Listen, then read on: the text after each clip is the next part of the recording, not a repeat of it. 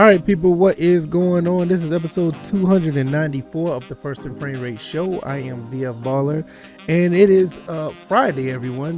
Welcome to Friday. You guys made it. The weekend is upon us.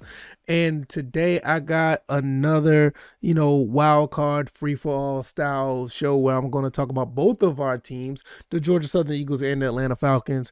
And I try to mix it up on Fridays to end the week on a high note and just a little bit of, just a little mix up or whatever the case may be. Hopefully you guys will enjoy. And everyone who has been enjoying the podcast, I really thank you guys. I cannot thank you guys enough. Thank you for the support.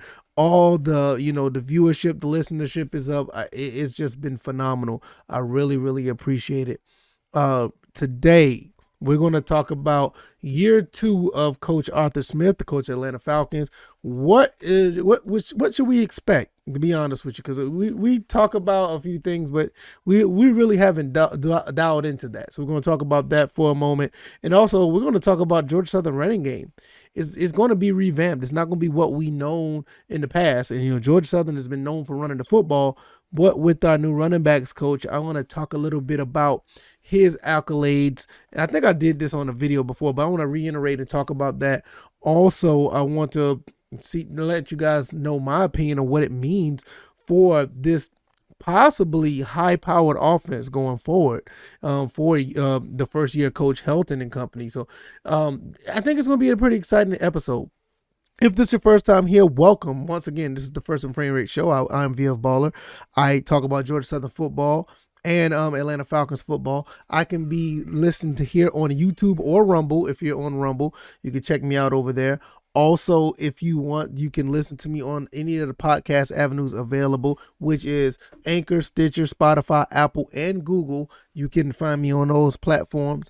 And it's just been a great time. Just join everyone else who's been listening. You could be a part of the show by leaving a comment in the description or leave me some feedback on iTunes by hitting that star chart, or you could just leave me a summary or what's your thoughts and some feedback in the feedback area on Apple iTunes. Also, if you really, really want to support the show, you can hit my the Cash App is at VF Baller, or you can hit the Anchor link down in the description below. All that information is there. All right. Let's go ahead and get into this. Arthur Smith is in his second year as an Atlanta Falcons coach. And I want to say his first season was successful, despite that he only had 7 games that he won. But he did, it was games that we didn't think he was going to win after everything that happened. And I don't want to reiterate the entire time his first, his first year. I want to talk about year 2. What happens in year 2? Does he get better? What happens, because this is his first year on the job as a head coach, and I think he did a pretty good job overall. And I want to say that in year 2, I think things are going to get a little better. He kind of understood what was going on this first year. Usually the second year you start seeing a little improvement. We kind of saw that with the whole situation with my phone. We start seeing that whole situation with Dan Quinn in year 2. He took the Falcons to the Super Bowl. Now, I don't think that's going to happen. I don't think that. But you never know. You don't know who may come out and shine at the end of the day when it comes to the following season. But I do feel that he is going to be capable of, having a more of a successful and winning culture when it comes to the Falcons. I think with the draft picks that they have, I think the first 4 picks they have are in the top 74. So they can get some really good value, even if they decide to pick at every spot or if they trade back. They have like really high draft capital. I think I heard they got like the 7th or 8th highest draft capital in the draft, according to, I think it was ESPN or Fox Sports or one of them. I can't remember, but I was just reading it briefly.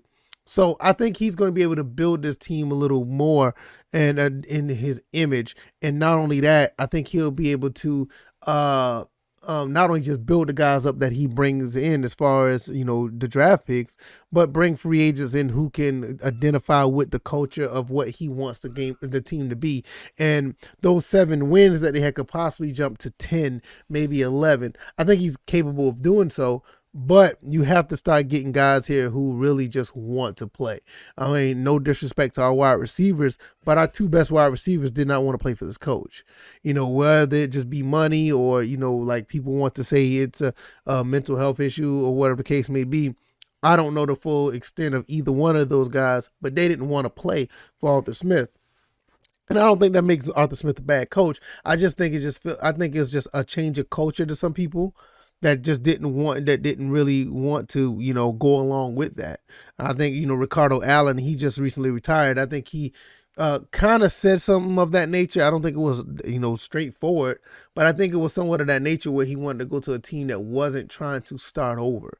And you got to respect some of these guys' opinions, but when I look at Coach Smith and I see what he's trying to do, if he can get a couple more guys who can really come in and contribute, and I think he has the playbook. I think he has the defensive coordinator.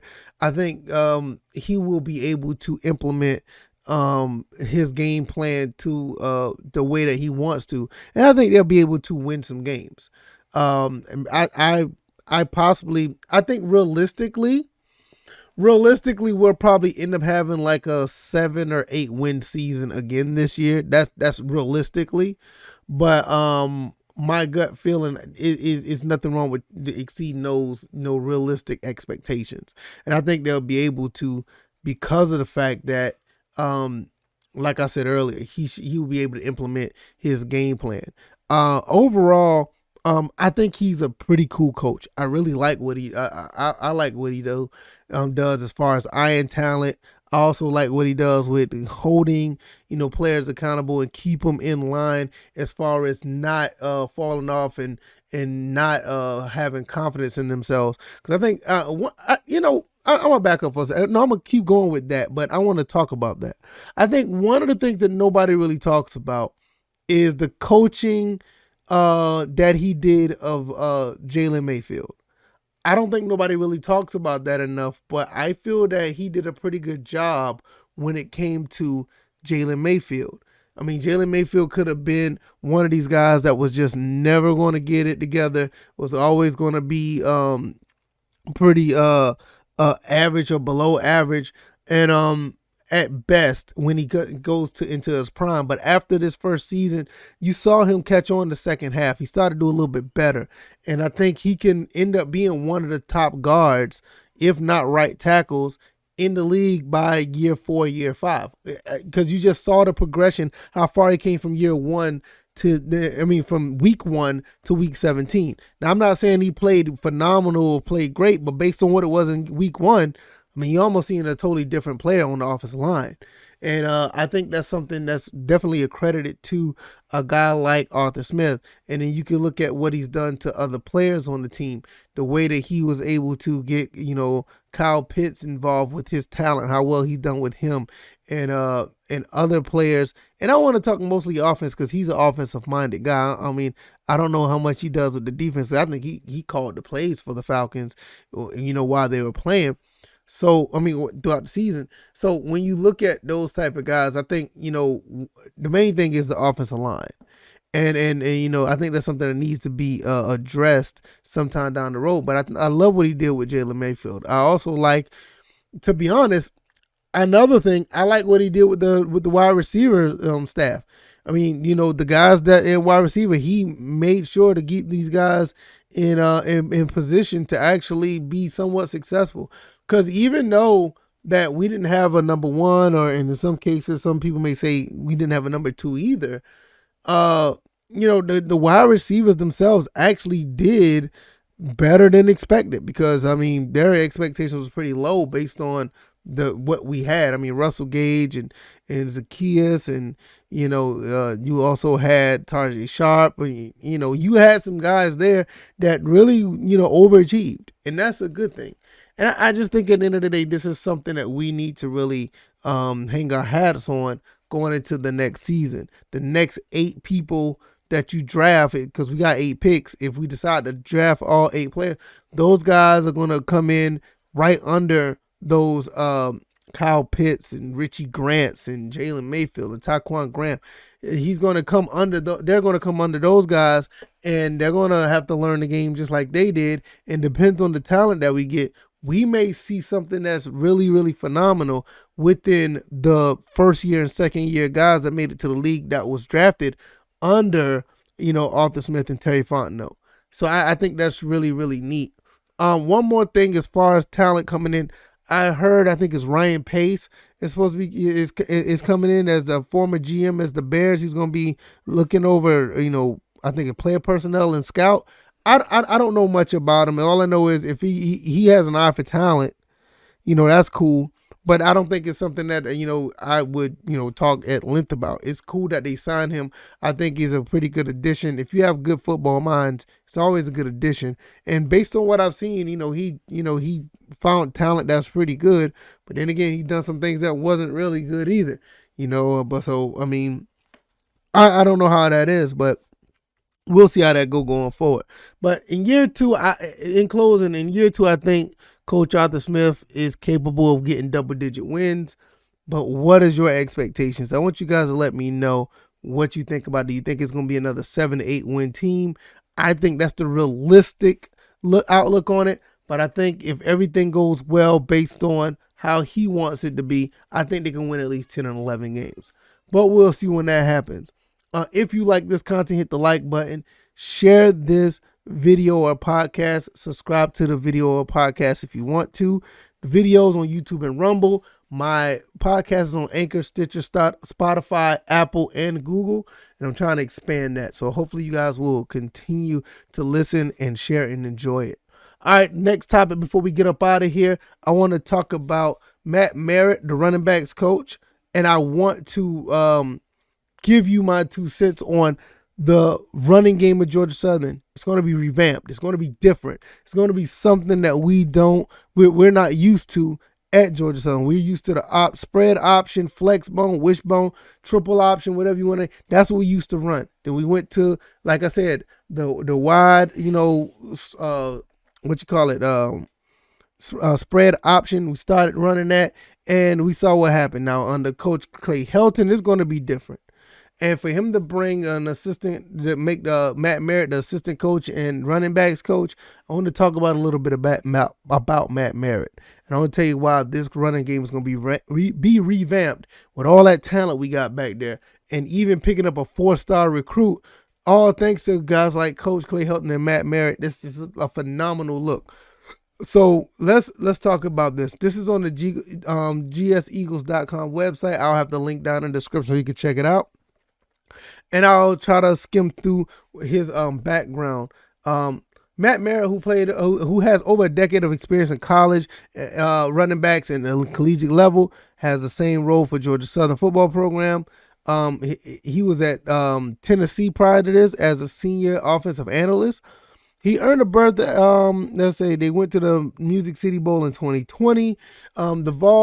The Tennessee Vols running game was 218 yards per game, nearly a 90-yard per game improvement from the season before.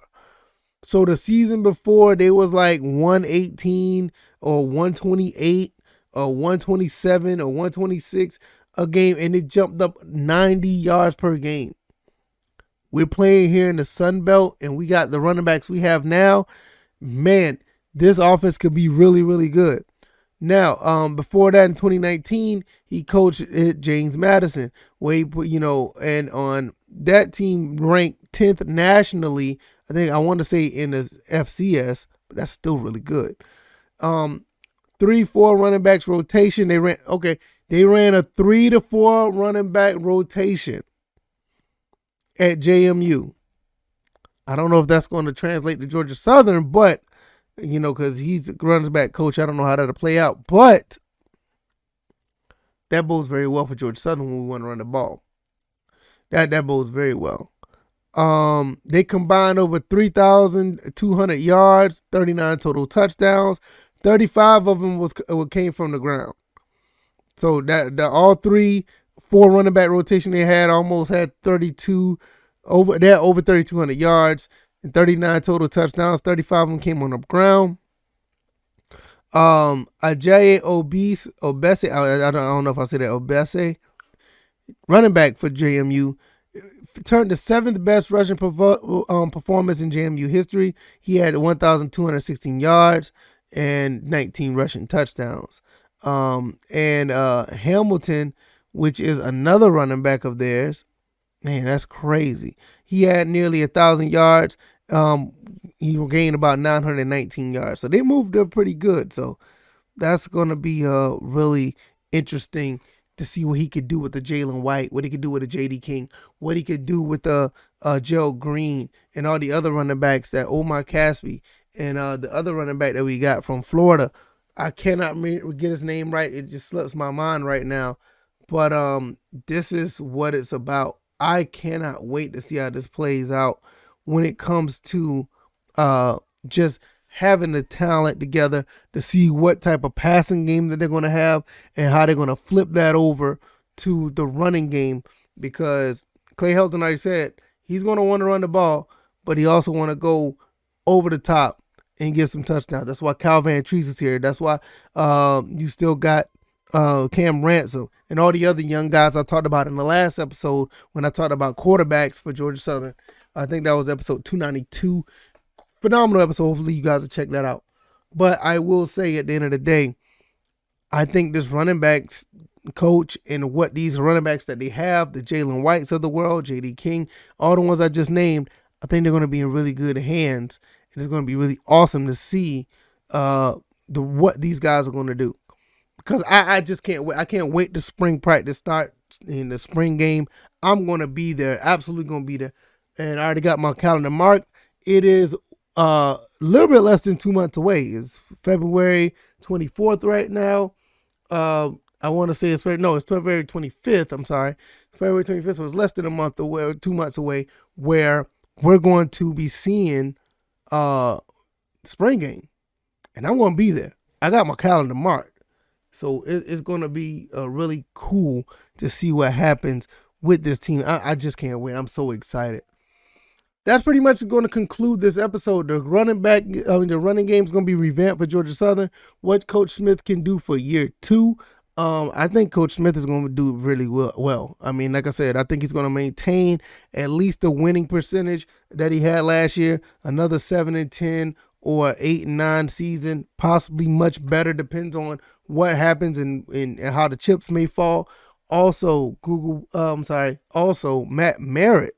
I'm looking at the Google thing. Matt Merritt, the running backs coach for Georgia Southern, is about to revamp this running game.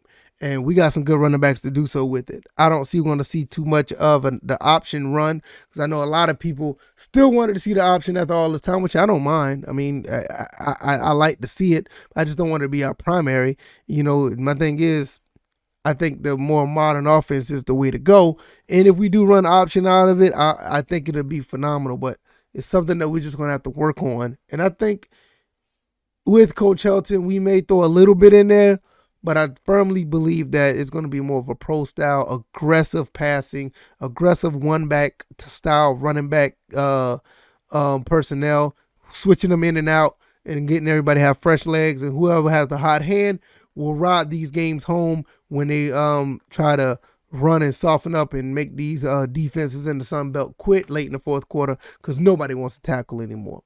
So if you like this, like I said, like, share, and subscribe if you haven't already. Catch me on Rumble, YouTube if you want to watch, Anchor, Spotify, Stitcher, Apple Podcasts, and Google Podcasts. You can find me on those avenues if you want to listen at your leisure. And if you subscribe, you'll get you get a notification when I upload an episode. And if you click the auto download tab, which most of these places have that are podcast style, you can get it automatically download to where you don't even have to worry about it you have to worry about downloading it. It'll be ready for you to listen at your leisure. All right, y'all. One more thing before I go. If you want to donate, all the links down in the description, the CashApp and the Anchor link. I'm still working on the PayPal one. Like I said, it should be there by Monday. So hopefully you guys will partake in donating. If not, as long as you're listening, I am definitely fine. But the donations go a long way. So I really appreciate the support.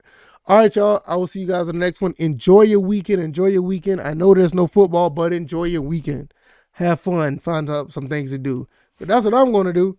I'll be finding some things to do, and hopefully you can find me probably on my other channel, other YouTube channel. I'll probably be making some content then. All right, y'all. Y'all be easy. Y'all be blessed. Have a great weekend. Peace.